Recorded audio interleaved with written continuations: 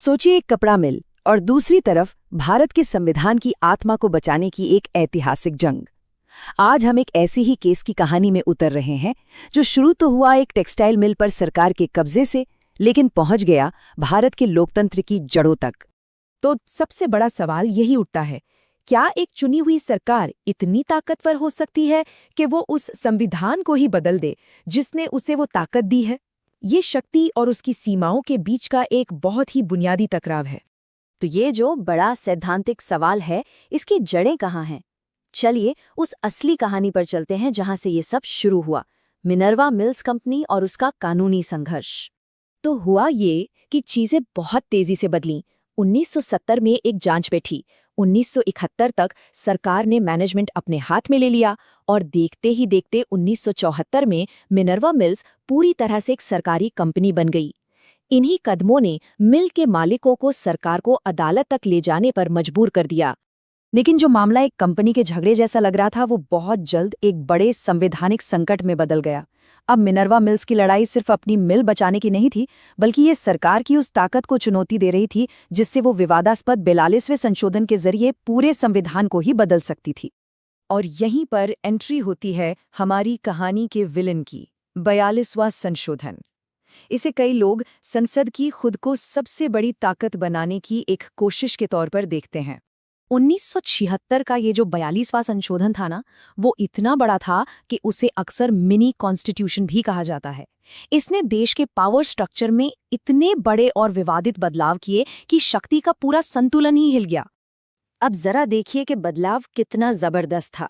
पहली बात, जहां पहले संसद की संविधान बदलने की ताकत पर कुछ लगाम थी, 42वां संशोधन ने उसे बिना किसी सीमा के कर दिया। मतलब पार्लियामेंट जो चाहे जैसे चाहे संविधान को बदल सकती थी। और दूसरी बात, जो शायद और भी खतरनाक थी, इसने सरकार के नीति निर्देशक सिद्धांतों यानी डायरेक्टिव प्रिंसिपल्स को कुछ सबसे जरूरी मौलिक अधिकारों से भी ऊपर रख दिया।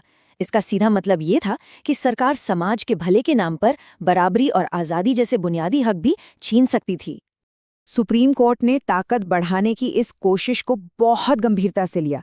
ये जो कोर्ट आप देख रहे हैं, ये उनके फैसले का हिस्सा है जो साफ साफ कहता है कि ऐसी असीमित शक्ति देना सीमाओं का खुला उल्लंघन है। तो संसद की इस बेहिसाब ताकत के सामने संविधान का सुरक्षा कवच क्या था? अब आती है कहानी के हीरो की एंट्री, वो लीगल सिद्धांत जिसका इस्तेमाल संसद की इस कोशिश को रोकने के लिए किया जाना था। ये है बेसिक स्ट्रक्चर डॉक्ट्रिन, यानी बुनियादी ढांचे का सिद्धांत। इसे 1973 के मशहूर केशवानंद भारती केस में लाया गया था। इसका सीधा सा मतलब ये है कि संविधान की कुछ ऐसी बुनियादें हैं, कुछ ऐसे पिलर हैं जिन्हें संसद छू भी नहीं सकती, चाहे उसके पास कितनी भी बड़ी मेजॉरिटी क्यों ना हो। ये संविधान का एक तरह से अल्टीमेट सेफ्टी वॉल्व है। तो इस केस में अदालत ने इन्हीं कुछ बुनियादी चीजों पर फोकस किया। पहली, कि संसद की शक्ति सीमित है। दूसरी, अदालतों के पास कानूनों को जांचने की शक्ति है, जिसे जुडिशियल रिव्यू कहते हैं। और तीसरी, लोगों के मौलिक अधिकारों और समाज के बड़े लक्ष्यों के बीच एक तालमेल होना जरूरी है। ये वही सिद्धांत थे जिन पर 42वें संशोधन से सीधा हमला हो रहा था।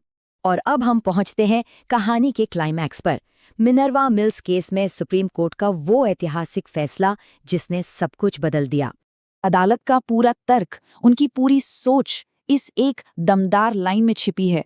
नष्ट करने की शक्ति संशोधन करने की शक्ति नहीं है। ये एक सीधी और साफ घोषणा थी कि संविधान में बदलाव का मतलब उसे खत्म करना नहीं हो सकता। तो अदालत ने किया क्या? उन्होंने दो बहुत बड़े काम किए। पहला, उन्होंने उस हिस्से को ही खत्म कर दिया जो संसद को असीमित ताकत दे रहा था। और दूसरा, उन्होंने उस हिस्से को भी रद्द कर दिया जो सरकार की नीतियों को नागरिकों के मौलिक अधिकारों से ऊपर बता रहा था। आसान शब्दों में कहें तो कोर्ट ने पार्लियामेंट को याद दिलाया कि वो संविधान से बड़ी नहीं है।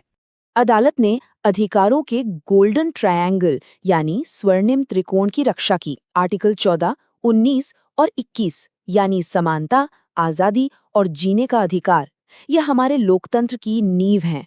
कोर्ट ने साफ किया कि इन जरूरी मानव अधिकारों को किसी सरकारी नीति के नाम पर नजरअंदाज नहीं किया जा सकता। और इस बात को समझाने के लिए कोर्ट ने एक बहुत ही खूबसूरत मिसाल दी। उन्होंने कहा कि मौलिक अधिकार और निदेशक सिद्धांत एक रथ के दो पहिए हैं। संदेश बिल्कुल साफ था, रथ को आगे बढ़ाने के लिए दोनों पहियों का साथ चलना जरूरी है। किसी एक को दूसरे से ज्यादा अहमियत देने से संतुलन बिगड़ जाएगा।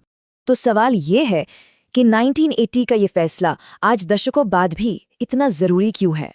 मिनर्वा मिल्स की विरासत बहुत गहरी है। इसने ये तय कर दिया कि भारत में संविधान ही सबसे ऊपर है, संसद नहीं। इसने इस बात पर मोहर लगा दी कि सरकार की ताकतें सीमित हैं और अदालतें उन सीमाओं की रक्षा करेंगी। और इसने हमारे व्यक्तिगत अधिकारों और सरकार के सामाजिक लक्ष्यों के बीच के नाजुक संतुलन को बचाया। और शायद सबसे बड़ी बात यह है, इस फैसले ने एक गहरा फलसफा दिया कि आप अच्छे लक्ष्य हासिल करने के लिए गलत रास्ते नहीं अपना सकते। एक बेहतर समाज बनाने के लिए उन मौलिक आज़ादियों को नहीं छीना जा सकता जो उस समाज की पहचान है। तो आखिर में ये पूरा मामला हमें एक बहुत बड़े सवाल पर लाकर छोड़ देता है, जो आज भी उतना ही अहम है। संविधान एक जिंदा दस्तावेज है, वो वक्त के साथ बदलता है, पर इसके बदलने पर, इसके बढ़ने पर आखिरी फैसला किसका होना चाहिए? उन नेताओं का जिन्हें जनता चुनती है, या उन जजों का जो संविधान के रक्षक हैं? ये वो सवाल है जिसका जवाब आज भी भारत के लोकतंत्र का भविष्य तय कर रहा है।